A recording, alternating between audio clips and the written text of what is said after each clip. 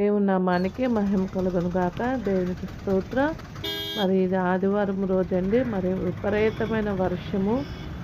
ఇది పోతునవాళ్ళపాలెము, Visakhapatnam stadium, cricket stadium దగ్గర చాలా భయంకరంగా వర్షమైతే వస్తుందండి. మరి ఆ రోజంతా కూడా భయంకరంగా వస్తుంది. మరి మేము వైజాగ్ నుంచి డాక్మర్ అనే ప్రాంతంలో ఆశ్రయపురం ఉంది కదండీ! దానికైతే మందిరానికి వెళ్తున్నాము.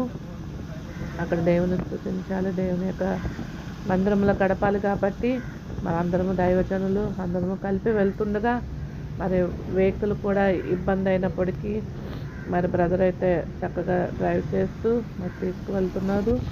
మరి దేవుని మహాకృపను బట్టి మరి అక్కడ చూసే పరిస్థితి ఇటుపక్క వెహికల్స్ మరి అటుపక్క వాటరు చెరువులాగా అయిపోయిందండి.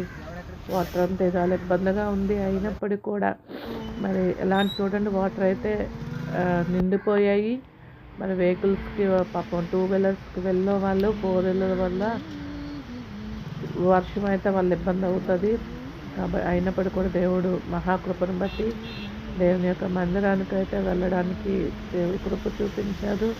మరి ఎలాంటి పరిస్థితి ఉన్నా, ఎలాంటి విపత్తులున్నా దేవుని మందిరం అయితే మిస్ అవ్వకుండా దేవుని సన్నిధిలో అడుగు పెట్టాలి, దేవుని మహిమపరచాలి, ఆయన సన్నిధిని దొంగలించకూడదనే ఉద్దేశం కలిగి మరి ఇబ్బంది అయినప్పటికీ దేవుని మందిరానికి వెళ్ళాము. ఇదిగోండి ఆశ్రయపురము.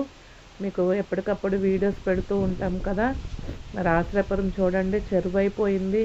ఎంత గట్టి భూమో అలాంటిది మరి వర్షం వల్ల అంత వాటర్తో నింపబడ్డది. ప్రేర్ చేయండి ఆశ్రయపురం డెవలప్ అవ్వాలి.